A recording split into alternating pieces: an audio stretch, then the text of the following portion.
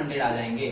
Clear है। उसी तरीके से फिर क्या करना है कि इसका अब 8% निकालेंगे। तो इसका 8% निकालने के लिए फिर क्या करेंगे, हम लिखेंगे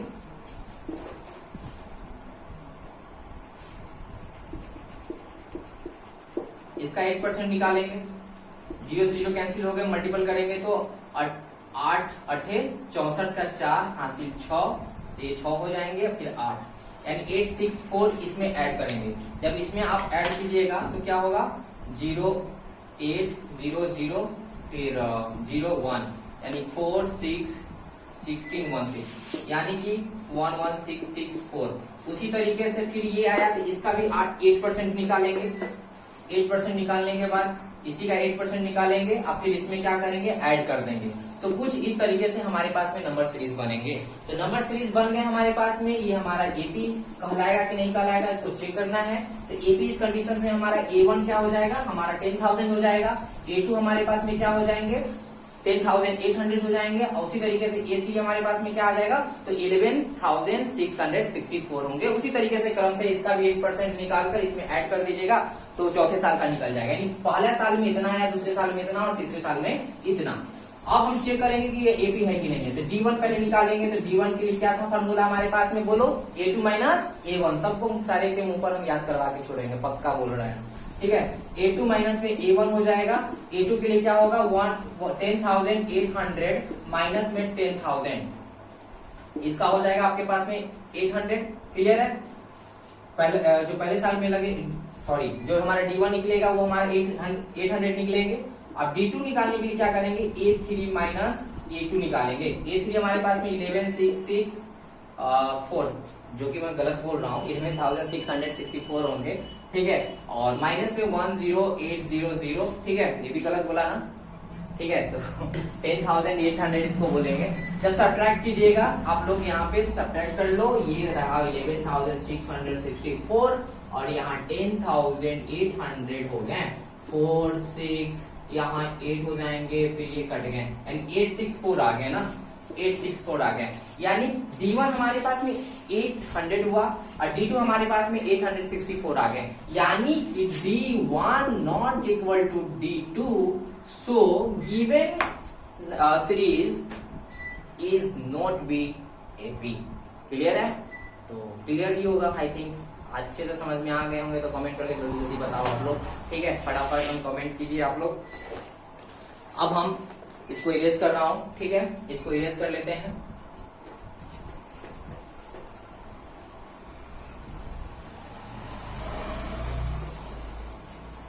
अब क्वेश्चन नंबर हम एनसीईआरटी के जो क्वेश्चंस हैं वो दूसरे की बात करेंगे हम, क्वेश्चन नंबर 2 की।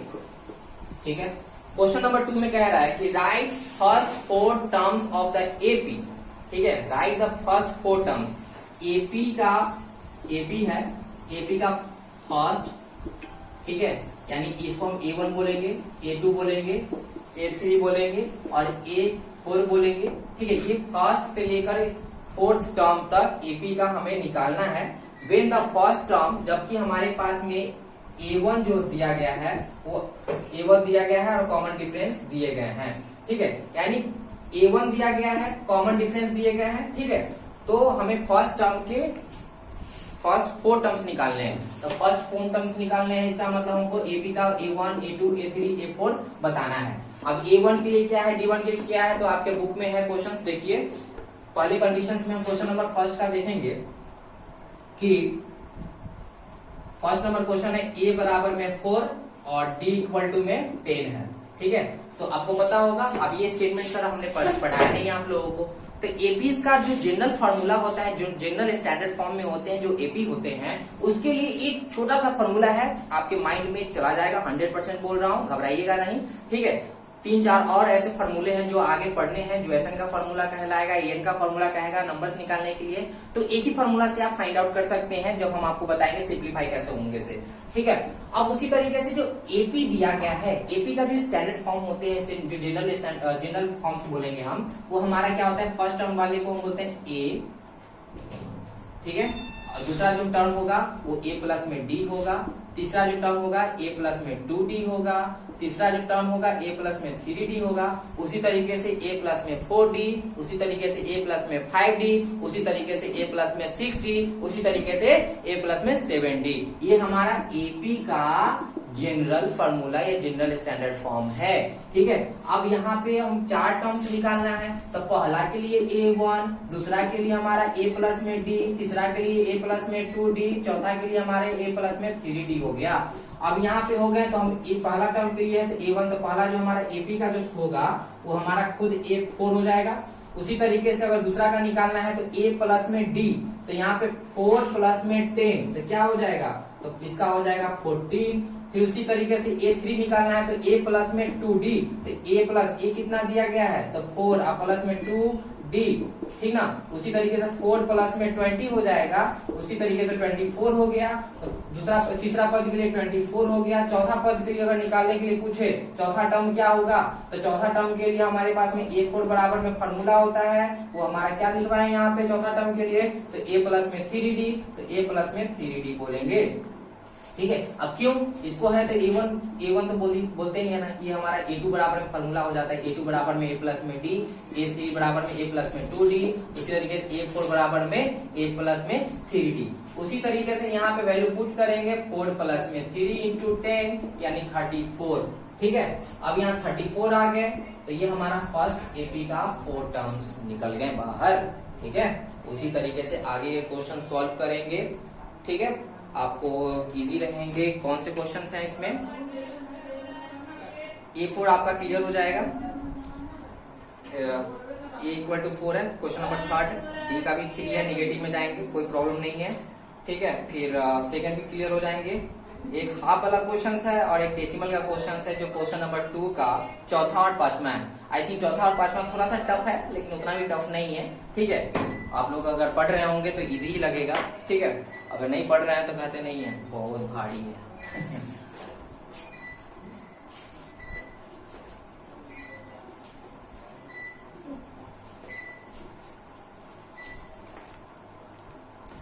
हम सारे लोग का कमेंट देख लेते हैं।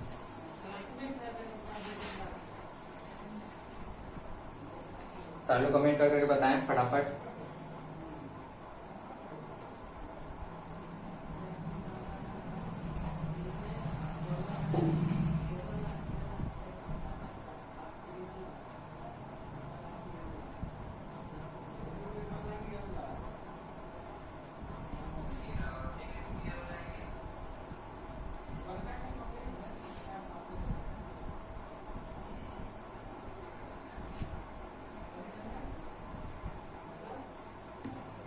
ठीक है, आप लोग कमेंट करें, शेयर करें पेज को जल्दी से जल्दी।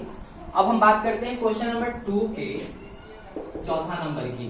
यहाँ पे A दिया गया है आप लोग के पास में, यानी जो फर्स्ट टर्म है A-1 और D इक्वल टू आपके पास में है हाफ, यानी 1/2।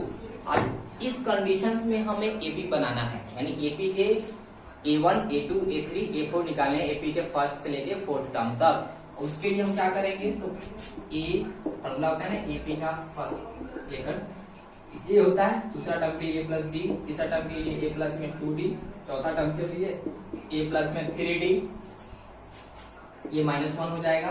फिर यहाँ पे कॉमा -1 प्लस में 1/2, इसके लिए -1 प्लस में 2 इंटू 1/2, फिर यहाँ -1 प्लस में 3 इंटू 1/2। ठीक है, इसको सॉल्व करेंगे, -1 का -1 यहाँ पे सॉल्व करेंगे तो -2 प्लस में 1/2। इसको हम डायरेक्ट लिख सकते हैं -1/2, तो मैं लिख देता हूँ -1/2। उसी तरीके से ये 2 से 2 कैंसिल हो गया। ठीक है, मल्टीपल करेंगे तो -1 आ गया। आई थिंक मिस्टेक हो गया, यहाँ पे 2D है ना, 2 से 2 कैंसिल हो गए, ये -1 है तो ये प्लस में है ना, 2 इंटू 1/2, ये 2 से 2 कैंसिल हो गया, ये प्लस में है ना, तो -1 और +1 कट के 0 हो जाएंगे, तो इसको हम 0 लिख देता हूँ। फिर यहाँ पे आप देख रहे हैं, यहाँ पे -1 प्लस में 3/2 हो गया। अगर इसको हम सॉल्व करते हैं तो एलसीएम लेंगे 2, यहाँ पे -2 प्लस में 3 यानी 1/2 आ जाएगा। जब आप सॉल्व कीजिएगा अच्छे तरीके से तो 1/2 आ गया। ठीक है। तो फर्स्ट टर्म जो हमारा एपी का होगा वो इस तरीके से होगा, देख सकते हैं। क्लियर है, बहुत ही इजी था ना, बस थोड़ा सा सॉल्व करना है, कैलकुलेशन करने हैं, मजे आएंगे बनाने में।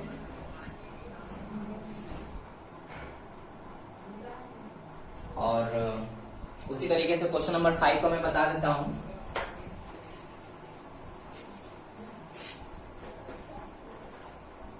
सेकंड का 5 है। सेकंड का 5 नंबर क्वेश्चन में कह रहा है क्या कि A1 दिया गया है यहां पे -1.25 और D इक्वल टू है हमारे पास में, D1 है हमारे पास में 0.25। क्लियर है। अब इस कंडीशंस में आपको पता ही होगा, ठीक है, क्या कि यहाँ पे AP निकालना है तो AP का A1 बराबर में A बराबर में A1 होते हैं, फिर उसी तरीके से A2 बराबर में A प्लस में D होता है, उसी तरीके से A3 बराबर में क्या होता है A प्लस में 2D, A4 निकालना होता है तो A प्लस में 3D। अब जो वैल्यू है यहाँ पे हम पुट आउट करते चले जाएंगे। तो A1 बराबर में यहाँ तो ऑलरेडी दिया है -1.25, अगर यहाँ पे A प्लस में D दिया गया है तो -1.25 अब प्लस में 0.25, ठीक है। तो यहाँ पे कैंसिल हो जाएंगे, यानी यहाँ पे -1 बचेंगे, ठीक है। अब कैसे होंगे कैलकुलेशन आप कीजिएगा, क्योंकि 10th के स्टूडेंट है, छोटा छोटा बच्चे वाले क्वेश्चन को सॉल्व नहीं करके बताऊंगा मैं, ठीक है। अब यहाँ पे -1.25 प्लस में 2 इंटू 0.25 है, तो यहाँ पे क्या होंगे आपको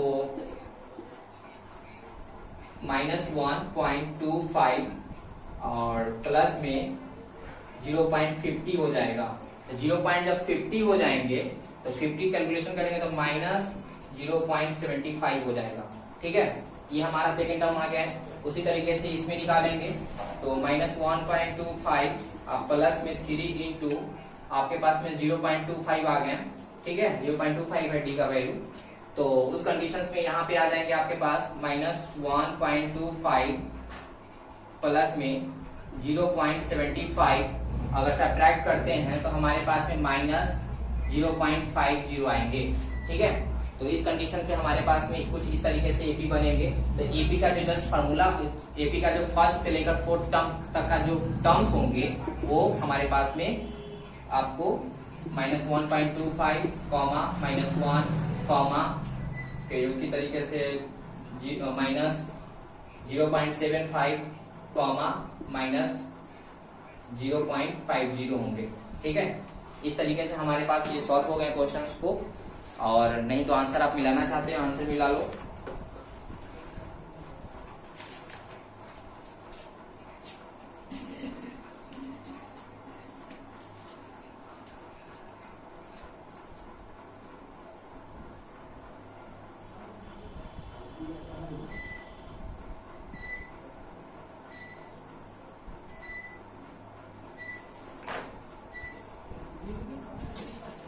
एक मिस्टेक हो गई यहाँ पे, मिस्टेक क्या हुआ है, क्वेश्चन ये हमारा बनाया हुआ सही है, ठीक है।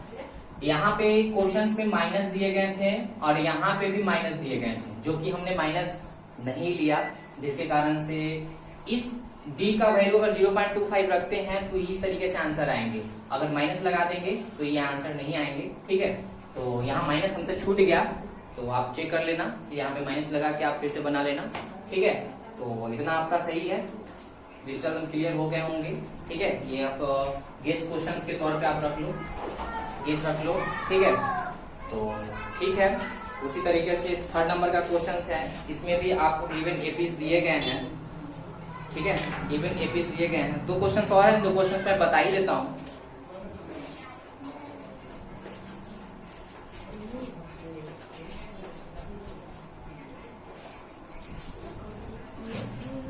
दो क्वेश्चंस में क्वेश्चन नंबर 3 की अगर हम बात करते हैं तो क्वेश्चंस में कह रहा है कि for the flowing APs right the first term and the common difference, यानी कि A1 बताने हैं और D बताने हैं। तो A1 क्या होगा और D क्या होंगे, उसके लिए हमारे पास में एपी है जो एनसीईआरटी बुक में देख सकते हैं। एपी जो फर्स्ट का है, क्वेश्चन नंबर 3 का फर्स्ट जो एपी दिया गया है 3, 1, -1, -3, उसी तरीके से क्रमशः आगे की तरफ। उसके बाद यहाँ पे फिर थर्ड का सेकेंड अगर बात करते हैं तो एपी जो दिया गया है -5, -1, 3 और 7 उसी तरीके से क्रमशः। ठीक है, 2 क्वेश्चन और है, 2 क्वेश्चन और देखिए।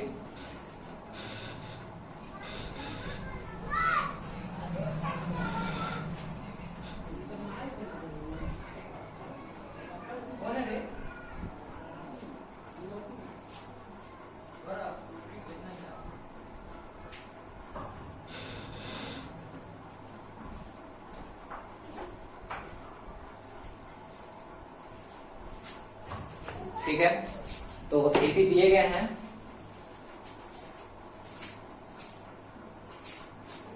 अब यहाँ पे A1 बताने हैं और D बताने हैं। तो A1 क्या होता है, जो A क्या होता है, जो हमारा A1 दिया रहता है वही हमारा A होता है। तो ये जो हमारा A1 है तो इसके लिए हमारे निकालने की कोई जरूरत नहीं है, A बराबर में हमारे पास 3 ऑलरेडी आ गया। ठीक है, और D निकालने के लिए क्या फॉर्मूला होता है, तो D निकालने के लिए हमारे पास में A2 माइनस में A1 होते हैं। तो A2 यहाँ पे 1 है और 3 क्या है यहाँ पे A1 की जगह पे है, तो यहाँ पे -2 आ गए, यानी D बराबर में -2 और A बराबर में 3 आ गया। ये फर्स्ट हमारा 3 का फर्स्ट जो है उसके लिए A था और D था। ठीक है, यानी D इक्वल टू -2। अब इसके लिए क्या करेंगे कि जो फर्स्ट टर्म होता है वही हमारा A1 इक्वल टू A होते हैं, तो इसीलिए ये हमारा A का वैल्यू -5 हो गए। अगर हम D की बात करते हैं तो A2 माइनस A1, तो A2 की जगह पे -1 दिया गया है, तो माइनस यहाँ पे लिखेंगे -1। अब प्लस में जो फॉर्मूला होता है, ठीक है, A क्या है A2 माइनस A1 है ना, माइनस हो जाएगा। ठीक है, फिर माइनस, फिर ये -5 हो जाएंगे। इसका मतलब यहाँ पे -1 और माइनस माइनस प्लस हो गया 5 इक्वल टू 4, यानी प्लस में 4 आया है, यानी D इक्वल टू 4 आ गए। ठीक है, उस तरीके से ये आंसर आप देख सकते हो, मिला लो।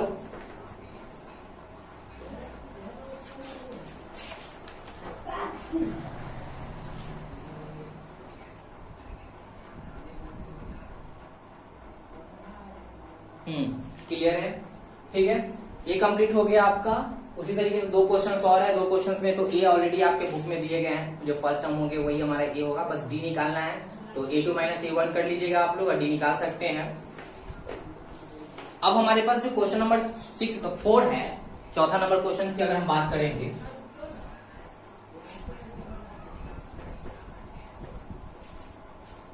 क्वेश्चन नंबर 4 की अगर हम बात करते हैं, क्वेश्चन नंबर 4 में देखिए क्या दिया गया है, बुक पे ध्यान दे। Which of the following are APs, if they form an AP find the common difference d and write 3 more terms. इसमें इससे पहले वाले क्वेश्चन में क्या था, write first to fourth terms निकालना था एपी का, लेकिन इसमें 3 टर्म्स निकालने हैं एपी के फर्स्ट से लेकर 3 टर्म तक। ठीक है, अगर एपी है तब पहले हम क्या करेंगे इस क्वेश्चन में कि फोर्थ वाले क्वेश्चन में एपी के फॉर्म में दिए गए कुछ नंबर हैं, ठीक है, जो सीरीज में दिए गए हैं, उस नंबर को हम D1, D2, D3 निकालेंगे। अगर D1, D2, D3 इक्वल हो गया तो इसका मतलब ये एपी है। अगर एपी है तो उसका कॉमन डिफरेंस निकालेंगे और कॉमन डिफरेंस निकालने के बाद A1, A2, A3 निकालेंगे। ठीक है, तो इस तरीके से क्वेश्चन मैं एक बार और फिर बता दूं। चौथा नंबर क्वेश्चन में कह रहा है कि क्वेश्चन जो कुछ सीरीज दिए गए हैं, कुछ सीरीज दिए गए हैं, तो उस सीरीज को हमें चेक करना है कि ये एपीज है कि नहीं है। तो एपीज है नहीं है, उसके लिए क्या कंडीशन बताया था हमने कि D1, D2 निकाल लेंगे, D3 निकाल लेंगे। अगर तीनों आपस में बराबर होगा, ठीक है, तो इसका मतलब एपी है। अगर नहीं है तो उस क्वेश्चन क्या वहां लिख देंगे कि it is not a AP. ठीक है, उसको छोड़ देंगे वहीं पे। अगर जो नंबर सीरीज अगर एपी है तो उस कंडीशंस में अप्लाई कर लेंगे कि यानी D1, D2 अगर बराबर है तो एपी है। और एपी हो जाने के बाद कॉमन डिफरेंस निकालेंगे। जो कॉमन डिफरेंस का फॉर्मूला हम आप लोगों को बता दिए हैं कि D1 equal to A2 minus A1 होते हैं। उस तरीके से आप सारा निकाल कर और फिर उसके बाद A1 फिर A2, A3 निकालिएगा। तो A1 का फॉर्मूला बताया था हमने कि A होता है और A2 का फॉर्मूला A प्लस D होते हैं और A3 का फॉर्मूला A प्लस में 2D होता है। तो इस तरीके से आपका एक्सरसाइज 5.1 का सारा क्वेश्चन आंसर कंप्लीट हो गए। ठीक है, जो हमारे पास अरिथमेटिक प्रोग्रेशन से था तो बहुत बहुत धन्यवाद हमारे साथ जुड़े रहने के लिए, और ज्यादा से ज्यादा इस पेज को शेयर करें, ग्रुप में शेयर करें, ज्यादा से ज्यादा अटेंड करें, फॉलो करें, लाइक करें, कमेंट करें। और हाँ, टेलीग्राम का लिंक, व्हाट्सएप का लिंक मैं ऊपर में शेयर कर दिया हूं, तो आप लोग वहां जाकर आप देख सकते हो और जुड़ जाएं जल्द से जल्द। बहुत बहुत धन्यवाद। जय हिंद, जय भारत।